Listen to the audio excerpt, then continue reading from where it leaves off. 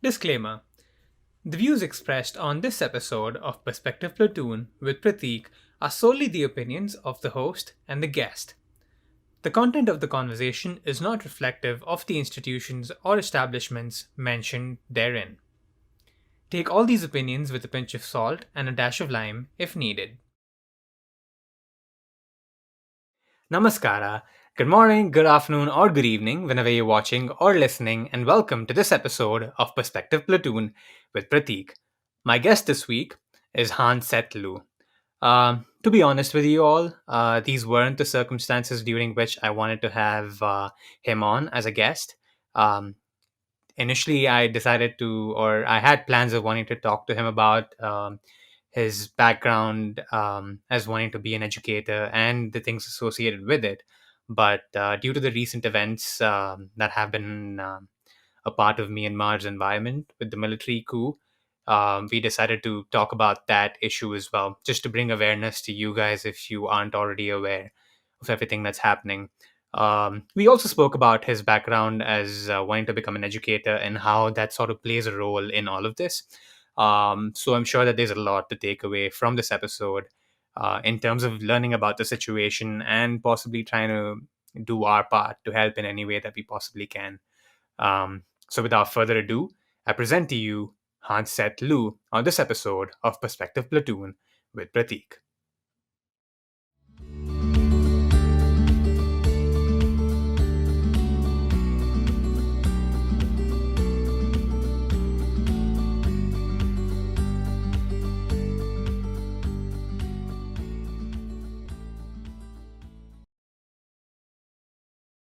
Hey Han, how's it going? It's good. How are you? Doing good, doing good, doing good. So yeah, let the people know who you are, some of your likes, your dislikes, your interests, aspirations, and so on. So my name is Han. I am from Myanmar. I'm an international student at the University of Central Oklahoma. I'm studying early childhood education, and I also have a minor in leadership. And my vision is to be an educator someday that can advocate for education and learning in early years. Gotcha. Um, what got you into becoming or wanting to become an educator? So when I was young, until I was 12, I lived under the military dictatorship. Mm, So the education is very much manipulated. So there are no private school. There are a couple of international school, but normal, Burmese citizen would not be able to afford to go to that kind of school. That's basically is for ambassadors and mm, national worker. But so every Burmese citizen is expected to go through a public education, which is the government school mm, system. And as usual with military dictatorship, the education system is very much controlled and manipulated. mm, In 2013, in 2010, that was when the country is transitioned into democratic republic. 2013, I got an opportunity to study abroad in the United States. It was funded by U.S. Embassy and U.S. State Department, and I actually got a chance to study at Indiana University, Bloomington, Indiana, for a week. Um, so basically, 4 weeks in at Indiana University and 1 week at the State Department in Washington D.C. So it was youth leadership course. It kind of like a crash course. But one of the projects that I did personally chose to got a kind of a specific on was observing the education system. So I mm. got to shadow a couple of college classes at Indiana University, and I got to shadow some of the classes at the Bloomington High School. Mm, That was when I realized that the education, how it is operating in my country, is uh, not an education. It's just rather of memorizing fact by heart and it does not necessarily mean learning as well. Mm, So that's when I found out that there is a major problem in our education system. It's not helping students learn or mm, even students critically think and develop skills necessary to go out in this civil society. And after my study abroad, I started volunteering as a educator. mm, Uh, so when I study abroad, it's the country itself is a democratic republic. So we're having some private education centers and monastic education coming in the school, not only public school system. So I started volunteering in some monastic education. They're usually operated by the monastery. And then that's where I find that I am really passionate about education. I'm really passionate about teaching. mm, Over the year, me as a volunteer there, I often run into a problem, and I realize the key source of it. That is that you can't expect a person who has learned all these kind of misinformation, manipulated education for a couple of years and expect that persons to unlearn or change mm, in a few years. That's where I realized that in order for us to make a huge impact long term, we really need to start from a very basic level, which is early years. mm.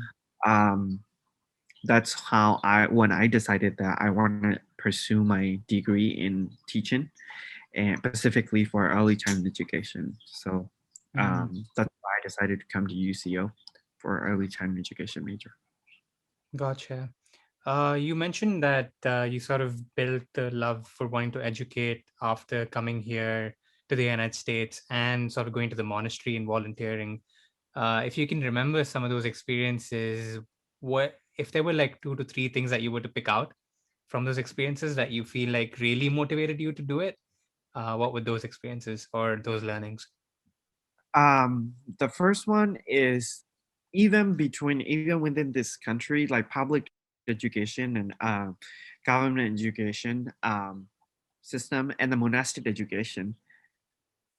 The monastic education school still have to rely on the curriculum that government school are using because Mm, that's the only way they can be able to send their students to college. mm, However, um, there is a huge major difference between students in monastic education and student in the government school mm, given the same curriculum. That's where I realized that teaching is not just about the curriculum. You gotta it's multiple factors. You have teaching methodology, you have teaching philosophy, you also will need to have an eligible teacher and stuff. So that's why I realized that education can education is not only about the curriculum and what you teach them. It's also about the capacity of teacher and the capacity of administrators as well. That's the first thing that I vividly remember mm, realizing. Second is the it's kind of ties into the first, and the second is where I realized that most of the monastic education teachers they are trained by international organization. They are trained by foreign um, groups, foreign educational organization, foreign educational resources. And I realized that the education system, that the fact in our education system is not just only about the public school system anymore. It's also about the way we're training teacher, the way we are preparing teacher as well. mm, So I started contributing as a teacher trainer as well to the community. So that's the second thing. The third thing is the seniority. So this happened. even in monastic education, even in education system that has nothing associated with government school and public school system. It's seniority. So in Myanmar, we do teacher, even within the teacher community, they believe that if you're older, you have more knowledge Mm, and you are wiser and mm, stuff. That necessarily seems to be the case. Back then, when I was volunteering, I personally has experienced a lot because I decided to take on the role not only as educator but also as a teacher trainer. So I'll be giving teaching training to teachers mhm, who will be much much older than me. The moment that I step into the classroom, the first question that they will ever ask, even before they will ask my name, is how old are you mm, and how long have you been teaching? I remember at one of the conferences that I was teaching a workshop, uh, one of the teacher from the front row just told me I my workshop teaching topic was reflective teaching. So as like learners, teachers need to reflect and update their thing. So I was giving the workshop on that topic, and I vividly remember that person. She stood up and she just said, "I had taught for 39 years, and I have never done reflective teaching, and I was doing okay." mm, Um, I- that's when I was kind of offended, and I was kind of I just thought that I really needed to say something. I mm, really needed um, say why that idea is wrong right then. So I told her that everybody needed reflection, not only about teacher. If you right. really want to improve in whatever you're doing, not specifically teacher, specifically learners, specifically students, you can be a doctor, you can be an engineer. You really need to think about your own life, and you really need to reflect the way you're. Mhm, And I told her something that gained attention a lot from other teacher in that workshop. And I said, yes, I have only taught 3 years. Back then when I was giving the workshop, I was only 3 years in mm, teaching community. And I said, yes, I have only been taught 3 years. And I can guarantee you that I taught 3 full years. mm, Because every years my methods are not the same. My methods are improving because of the reflective teaching. And mm, I said, if you are teaching 39 years without reflective teaching, mm, you're not teaching for 39 full years. You're just teaching only 1 year and repeating it 39 times. mm, That's what I told her. Obviously, she got offended and she left the workshop. And but my whoever left in the workshop agreed with me, and they said that was a really good point to think about it that way. And I went back to the same conference the next year, the following years, and I was registering. So you have to register if you're a workshop presenter. You have to register at the first day of the conference, so that they will assign mm, you a room. They will show you your material, teaching material, and stuff. As I was registering, um, someone poked me on the shoulder from the back, and I looked back, and it was her. mhm, It was exactly her. And in my mind, I was like, "Oh my god, what right. is she gonna do?" Like, um, I was so shocked and I was so scared. I was legit scared. I was like, "I really do not want you in my workshop. Mm, Please do not." And I don't even know what she's gonna say, because she has two other friends with her when she was poking on me. mm, I looked at and I was like, "One second, I need to finish my registration now, talk to you." mm, And I specifically did that because I want to have some time to think about what I'm going to say, what if she is going to be that way. right. So I was registering, and I remember I can't even spell my name because I was thinking, I was like, what I'm going to do with her? How am I going to deal with her? Yeah. Uh, so I was registering, I finished. And I was like, oh my God, this is the time I really have to face because she was waiting. And I know that she was waiting right behind me to talk to me. And then I was like, I can't pretend like my registration form is finished. So I turned back behind, I turned around and I was like, hi, how are you doing? Just Mm. normal stuff. And oh, she was like, oh, I just saw you and just wanted to say hi. And I was like, oh, yeah, I'm glad that you did. And then I was still like, my heart literally was beating. I was like, oh my God, what is she gonna do? Like, she has two other teachers with her too. Yeah. And then she said something that I was not expecting. She said, oh, I attend his workshop. She was telling to her friends that she was like, I attend his workshop last year at this conference, and she was telling her two friends to go to my workshop. Wow. She Wow. never apologized. She never mentioned anything about that. And she said, what am I teaching this at this conference? Mm. And I was like, okay, I'm teaching this topic. I can't not say um, anything, but I see that there is something different this time Mm-hmm. that was communicating.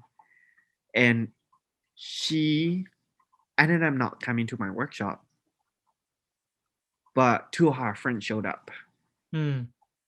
And I understand the situation with her being almost three times my age.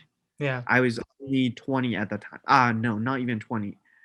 The first workshop, I was only 19. Mm.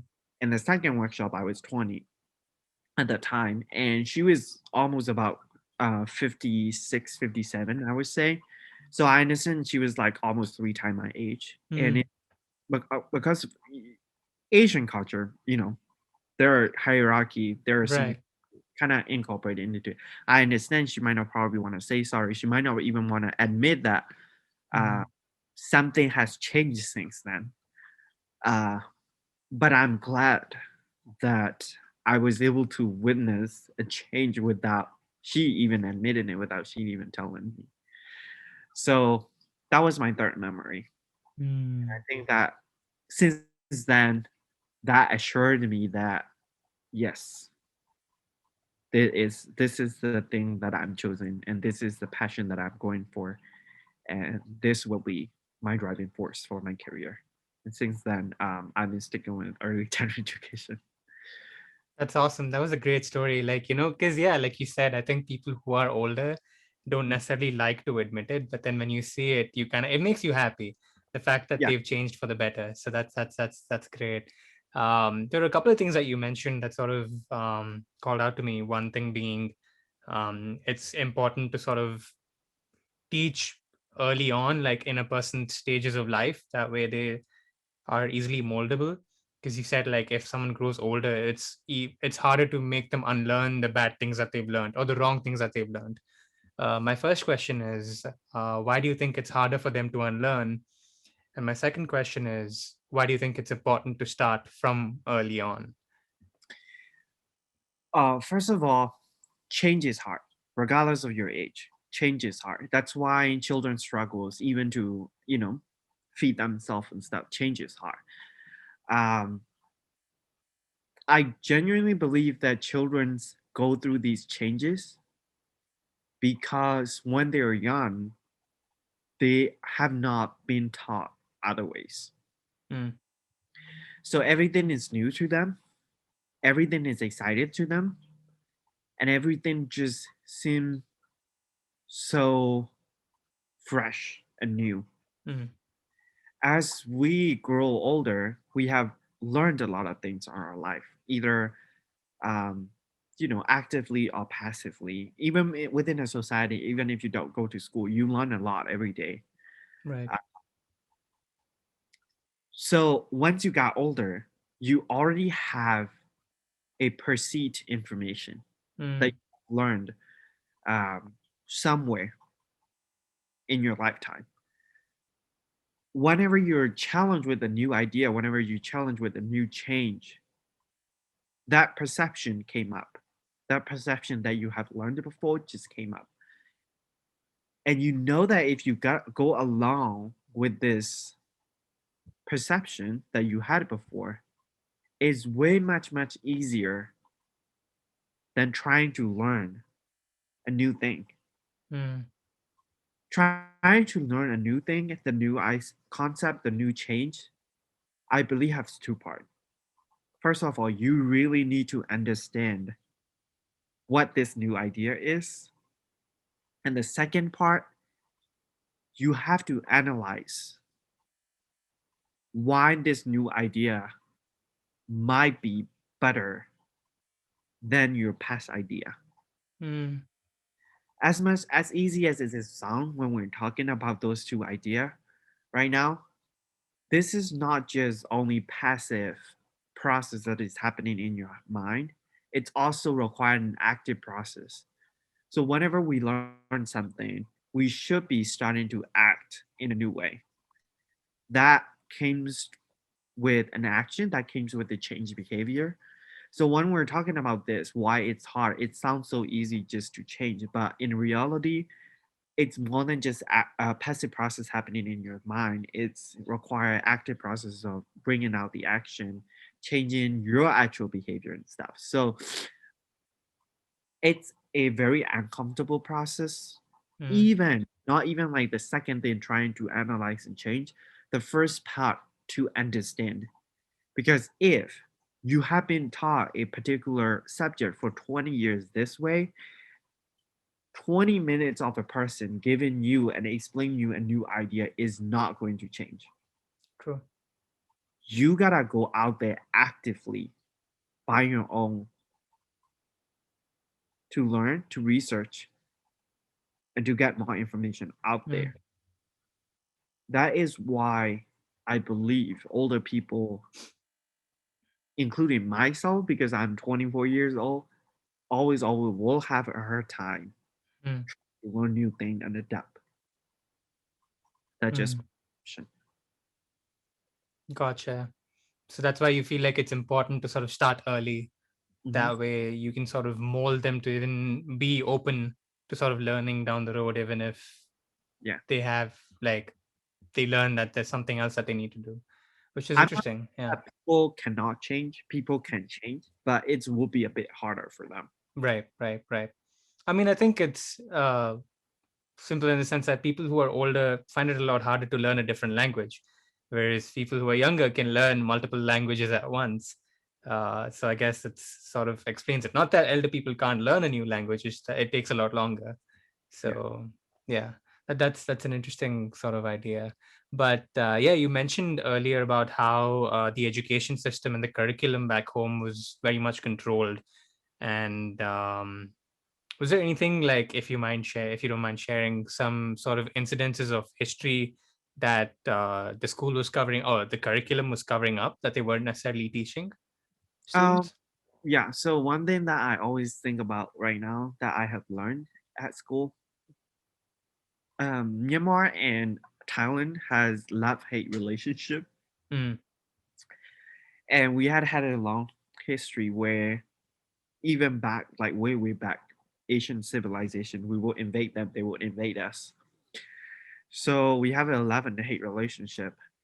So there is a specific history book that we have to learn in middle school, mainly specifically on Thailand. Mm. Separate textbook, Mm. mainly specifically on Thailand. And most of that story, the scenario, the even the history in there is just one sided. Mm. Um, if you are in the country and if you only have access to that book, and if you've been learning that in school, you have a higher chance of learning that. Like believe Mm. that is true history. Mm. And once I got out and I got to learn different aspect of history, I have never learned Thailand and Myanmar history until now. Not Mm. specifically on that subject matter. But what I realized is once you step out of the world, you see a different version of your own country. Mm. And that makes you think. how much of the information that you have learned so far Mm. might not even be true. So that's just one part of the thing. So there are history, geography, social sciences and stuff. There are a lot of things like that. So that's why I'm also calling for. Oh wait, by the way, and also the way that we learn in school, you're not discussing, you're not getting more information, you're not researching, you're memorizing everything in the textbook, and you wrote down exactly what the textbook say, and it's called learning. Mm. So you don't even have a chance to think. Mm. You don't even sit down and try to understand the text that you're memorizing. You just Yeah. repeat it and you just dictate it, and as long as it's in your memory, you have learned it. So I believe that's how the dictatorship education work, and that's how much it's controlled. And I have gone through that. I passed through high school within the military dictatorship. So Mm. this is how I feel right now, looking back as a student who is going through the government education, which is pretty much manipulated and controlled. And I will even say that a lot of majority of those are so brainwashing. Mm. That's interesting.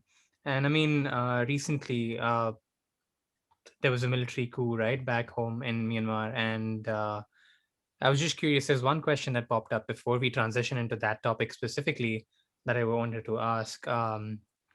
You said that the country turned a democratic republic in 2010. Did the education system undergo a change during that time, or was it still similar to what it was before it changed? It is development. It is very much developing since then. The development process has been really slow Hmm.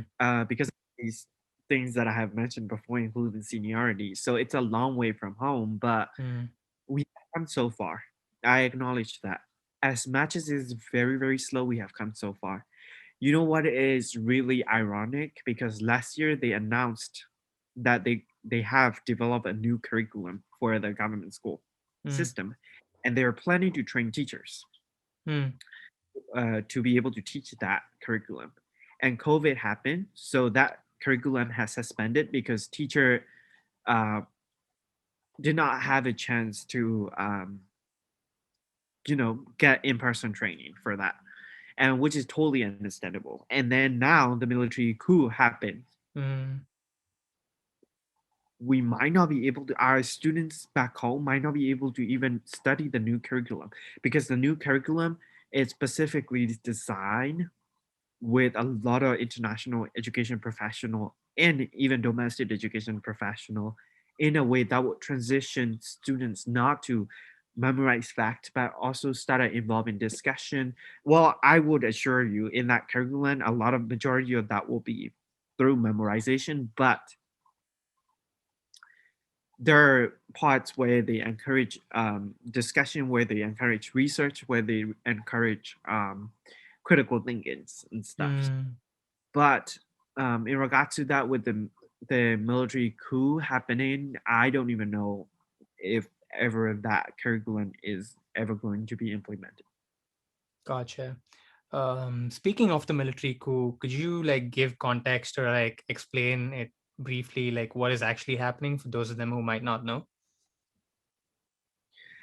So the military coups, the country was there was a military coup in 1962, and then since from then, we've been underneath the military dictatorship for 50 years Hmm. until 2010.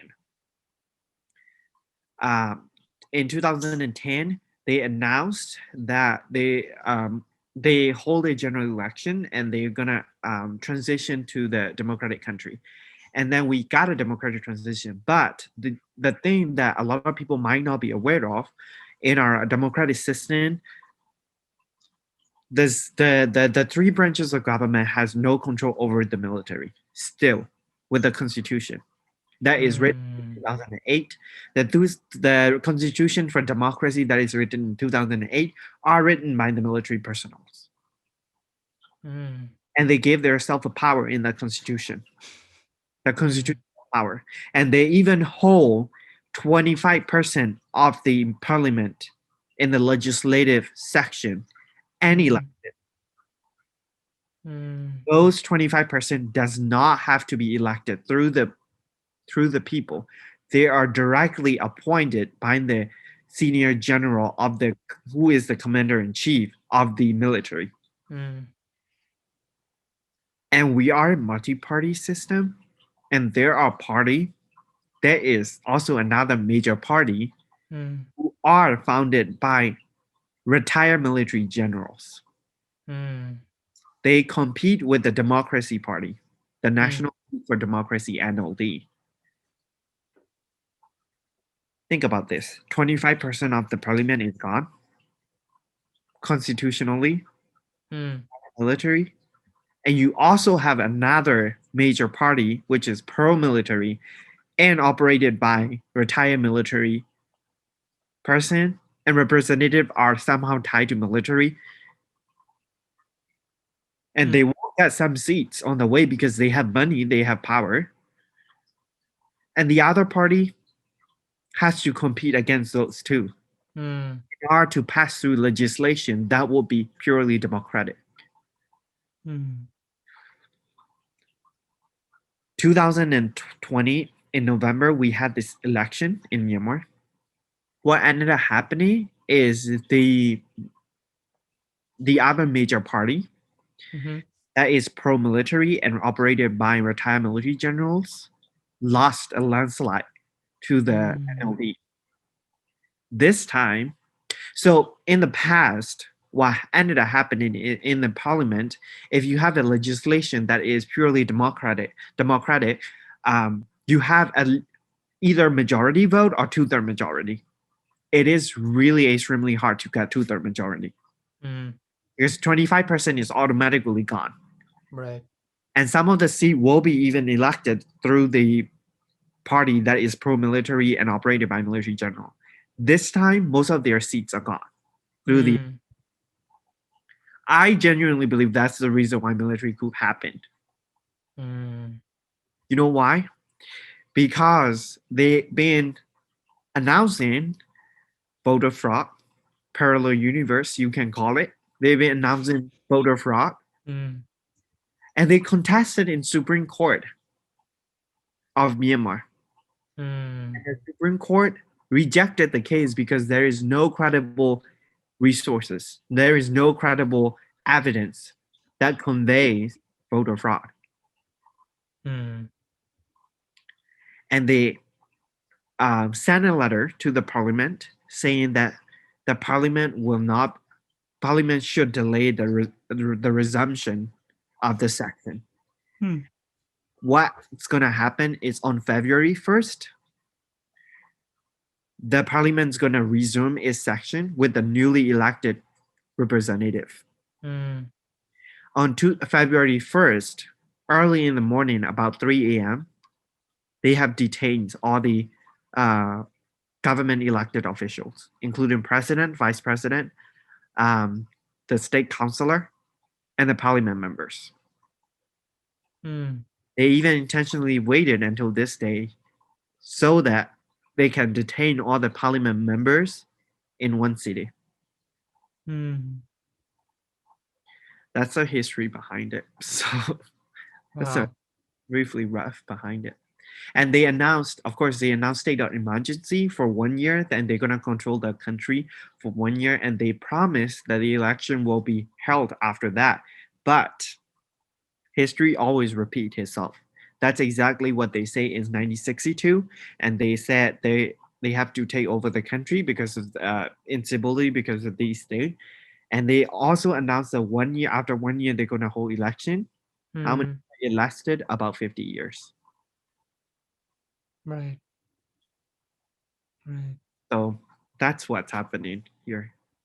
Wow.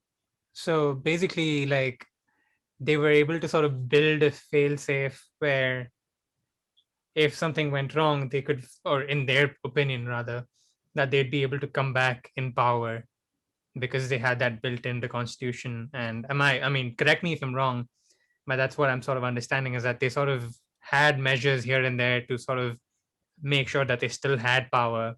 Mhm. And now that they lost it, it's like a power grab where they want everything back again. Yep. and they started coming back for it again. Yep. Um, yeah. So I mean, remember you mentioned you sharing on social media about like some of the limitations of communication with people back home. So has how has that like sort of been affected in terms of the news coming out and even like communication within the country and communication outside to the rest of the world? Since the incident happened, they have cut off telecommunication, cellular services, internet, and Wi-Fi services at all. That's why people are having a lot of hard time Mm, communicating with each other, believe it or not. So this happened on Monday, February 1st. Monday, Tuesday, and Wednesday. All I ever was trying is reading the news. The person who is outside of the United States, it's reading the news, mm, updating, noting, sending the notes of the gist to my family, to my friends mm, in the country, because the whole local international channel on the broadcasting system has been cut off. The mm, only news channel going on is the channel that is operated by the military, and they're spreading propaganda. mm, Even last night, ridiculously, with all of these protests going on, they announced on the news that people are peaceful and working at one mm, lake or one of the recreational resort. mm. That is ridiculous, and that is not a good sign. That is what I grew up with for 12 years Right. until 2010. Mm, What I'm trying to say is, they have cut off the communication. They have cut off the thing, so people cannot even contact locally. The only time that they can get online is every few hours that internet might be working and they might have to go online, and they got like 3 or 5 minutes. From Monday until this morning, mm, I only got 10 minutes to talk to my family mm, because of the internet. mm, This morning it was working again, so I was able to talk to my family for a second time so mm, far this whole time.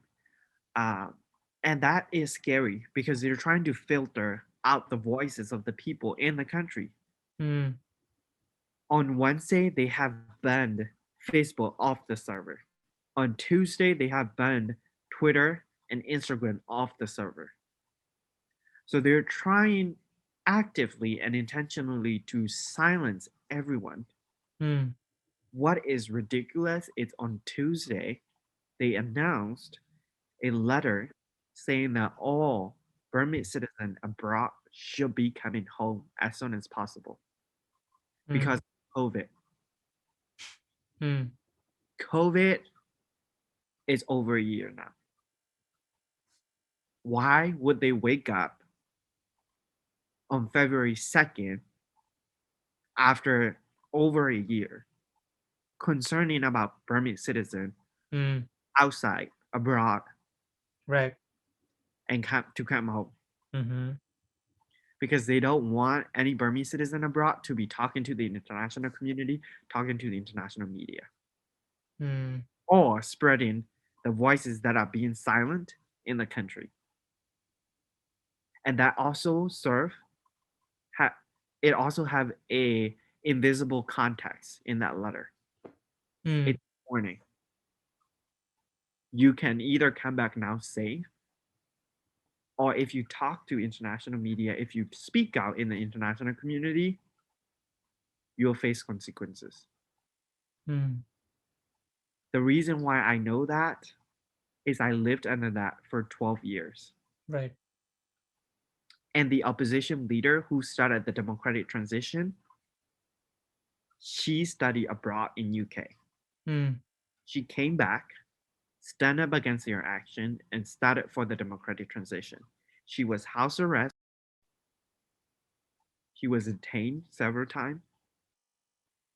And when I was young, there are so many times people who are abroad who spoke to the international community or people who study abroad come back, just got detained right at the airport.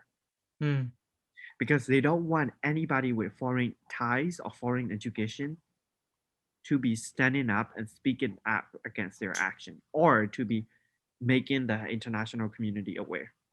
Mm. On Tuesday, I personally have to make a choice because I was contacted by the media saying that they want to interview me. And I know that me studying here, staying here, not deciding to come back, have already posed me a risk. Yeah.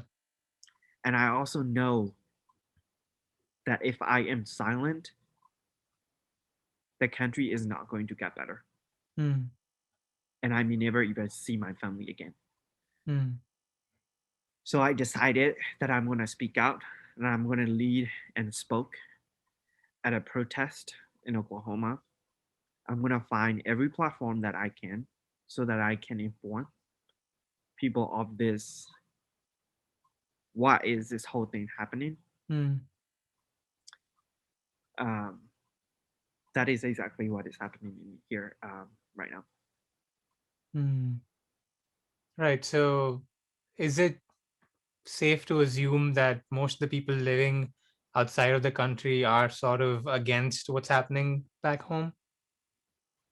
Not even say this 100%. So even yesterday, there were 20 states in Mm. in the United States that's held a protest, Oh, wow. Okay. including Oklahoma. Mm. Mm. Do you think, I mean, again, I don't know entirely, but do you think there's a part of the population within the country that supports what's happening? If you don't Yes, mind me asking. Mm. yes. A few fraction who may have any kind of tie to the military or who may have any kind of tie to that party that is operated by military general, or people who are very nationalistic. So the Mm. whole ideology that the military uses is very nationalistic and very conservative. Mm.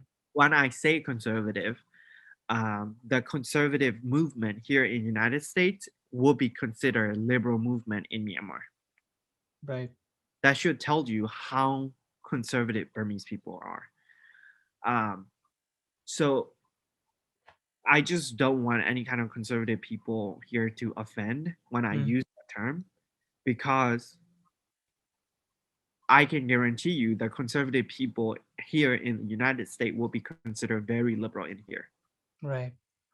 I am kind of a moderate person. Mm. When it's come to conservative community here in the United States, I'm turned as liberal. When it's come to liberal community here in the United States, I'm turned as moderate person. Mm. But my standpoint, my political stand in Myanmar is radical. Mm. So if you think about real conservative left, that will be out of this universe, not even out of this world. Right. Burmese political ideology. So what I'm trying to say is these very conservative people who are very authoritarian, who like um, everything to be the same, Mm. who like everything to have one mindset, love the military movement. Mm. But that is not how democracy works. Mm. Democracy is differences in everything. Your idea, your opinion, your ethnicity, your sexual orientation, your gender, your race. Um, we accept our differences and we go forward with it. Right. But that's also the reason why the ethnic cleansing and genocide happened in Myanmar because of these people. They just want everyone to be Burmese, Mm. even biologically and physically. If you're Mm. mixed blacks and if you have, let's say I'm Indian and I'm Chinese, I have no recognition of official ethnicity in the country, and they don't like that. Mm. And we're living in a global society where immigration happens all the time in all over the place, and people are exchanging idea and exchanging resources with each other. It's extremely hard nowadays to maintain one race, one type of nationality in the country. Right. That is drawing back the country, not moving it forward. Mm. people who has this ideology, there are a bunch of them in Myanmar, still would support this military coup. Hmm. Why do you think it is that they support? Is it just about power, or is there a lot more to it? Like, is there something for them to gain other than just power? I'm just First of all, curious to know. education. Hmm. They most of the time, if you see it, there's a repeated pattern. These people who are supporting this military education only stick to the government manipulated curriculum education. Hmm. They would not even take extracurricular classes. They would not even go out and get another kind of education.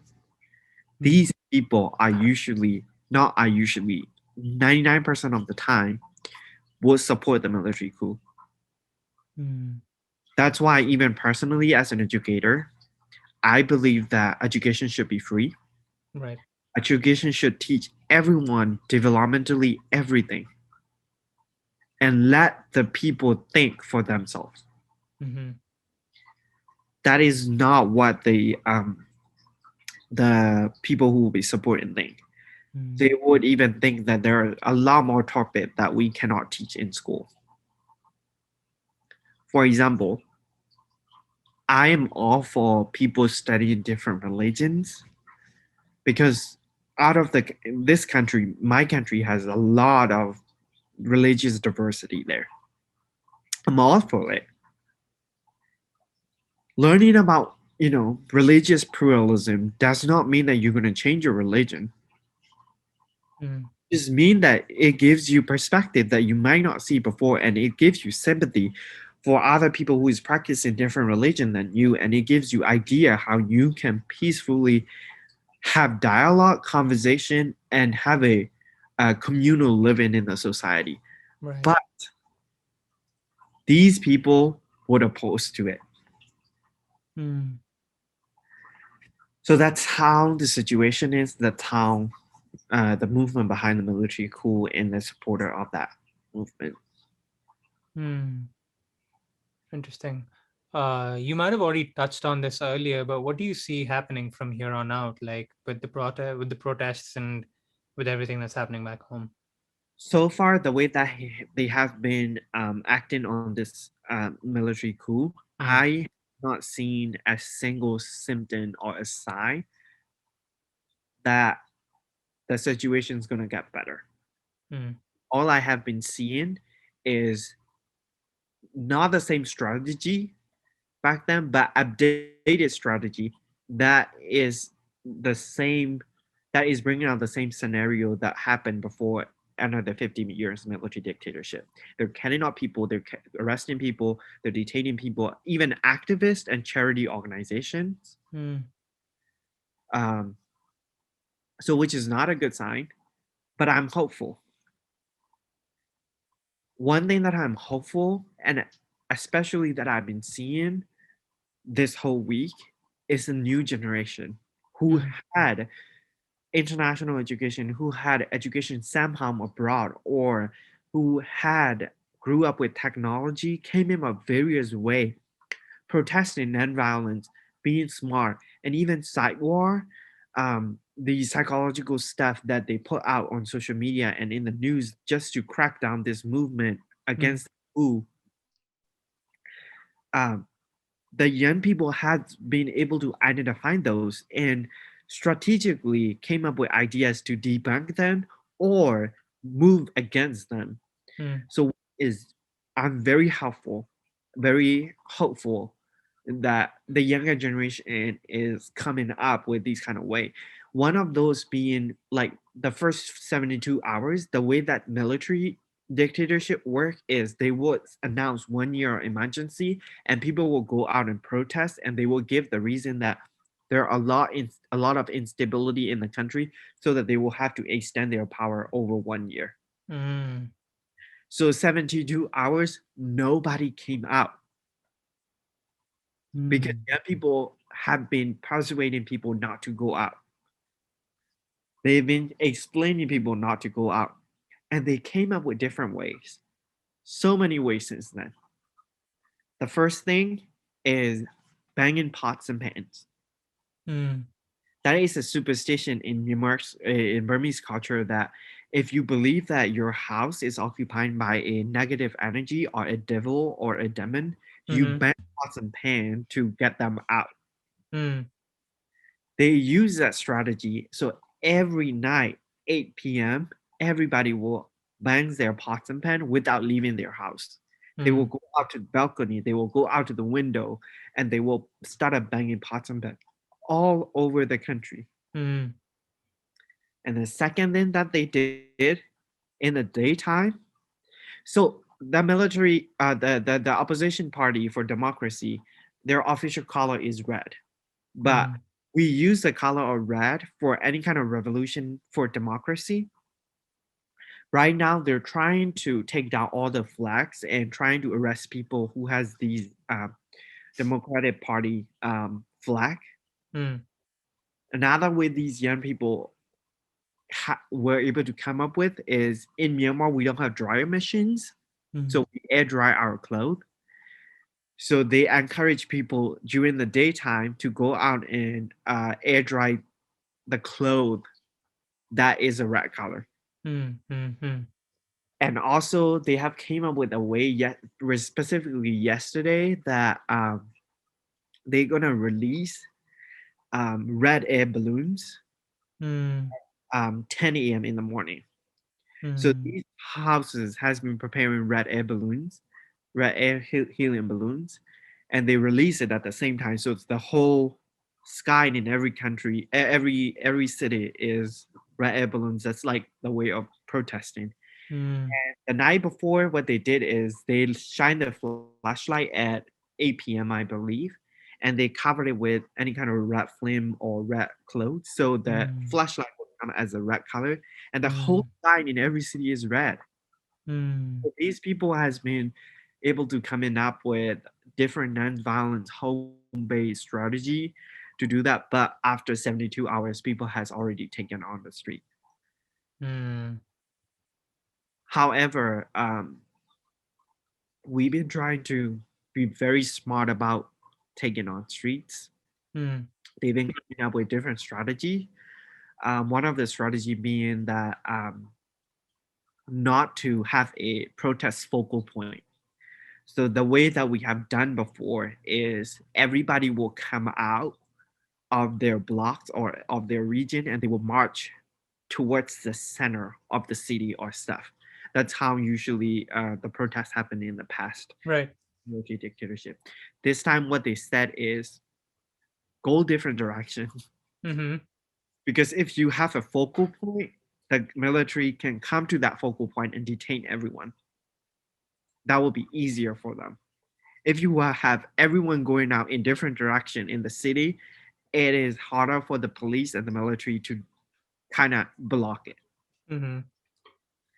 So these are just wonderful ideas that just people came out. This morning is the nighttime in Myanmar. Mm-hmm. What they something that I thought it was really cool is so whenever you go ahead and paint a graffiti, the military would just come and erase them. So tonight, what they do is they set up these laser projector secretly all over to point it at main building and Mm. tall building in the city, and they projected the things that they want to say. And right Right. now, we cannot find out where this projected thing is coming on, and they can't Yeah. even too. So I'm very proud of my generation that Mm. they were able to came up with these kind of different idea. Um, and also these people have had international ties, so they're emailing the international organization that they had before, and they whatever they want to say, emailing them so that these international organization can spread the news. And also on Facebook on Wednesday, when Facebook was blocked, Mm.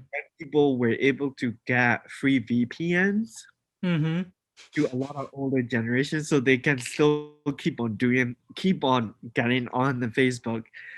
So I am just very hopeful that this generation has been able to strategically counterattack in very non-violent way to the military strategy to oppress these people voices.